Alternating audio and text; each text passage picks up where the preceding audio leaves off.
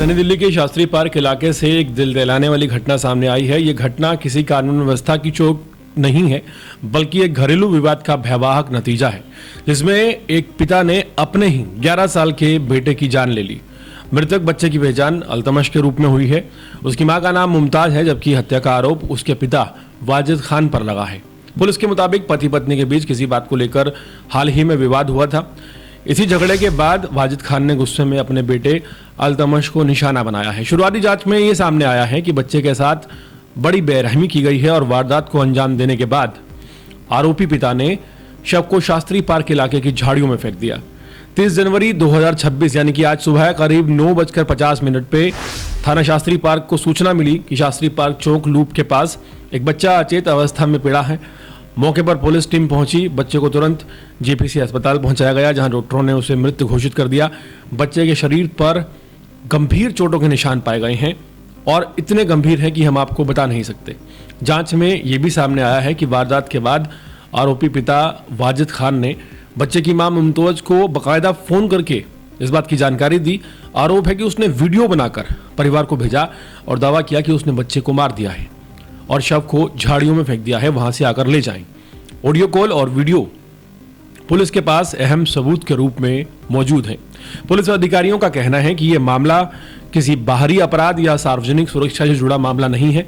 यह पूरी तरह से प्रश्नदृष्टि पारिवारिक विवाद से जुड़ा घटना नजर आ रही है, जिसमें रिश्तों के अंदर हिंसा सामने आई है। अल्तमश रोजाना की तरह स्कूल गया था, लेकिन वो घर लौटकर वापस नहीं आ सका। घटना के बाद पूरे परिवार में कोहराम मचा हुआ है। परिजनों का कहना है कि अल्तमश मासूम था और उसका किसी से कोई विवाद नहीं था। मां मुमताज सदमे में है और परिवार वालों का अब रो रो कर बुरा हाल है। परिजनों के मुताबिक अल्तमश अपने बड़े भाई के साथ ई-रिक्शा से स्कूल से वापस आ रहा था।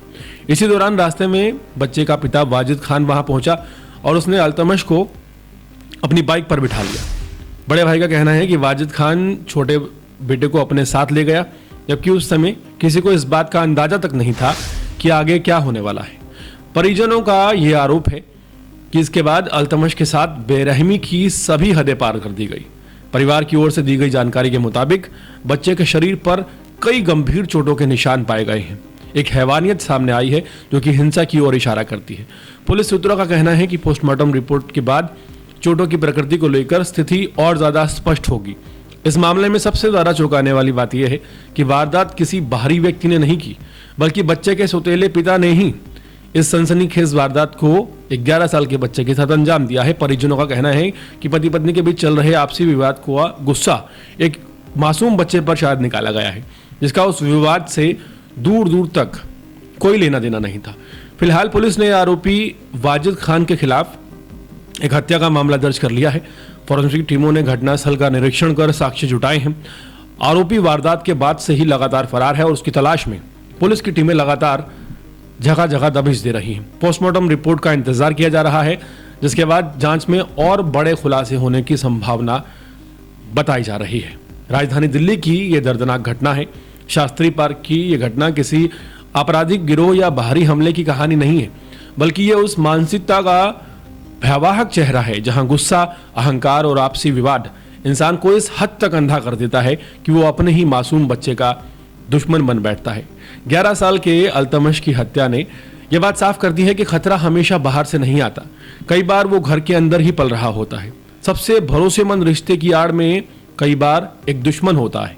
ये मामला समाज के सामने एक कड़वा सवाल छोड़ता है। क्या बच्चों की सुरक्षा सिर्फ कानून पर छोड़ दी जाए या परिवार के अंदर भी संवेदनशीलता और जिम्मेदारी की जरूरत है? अल्तमश अब कभी लौटकर वापस नहीं आएगा, लेकिन उसकी मौत ये चेतावनी जरूर दी गई है कि घरेलू हिंसा को हल्के में नहीं लेना चाहिए। किसी मासूम की जिंदगी पर यह घरेलू हिंसा भारी पड़ सकती है।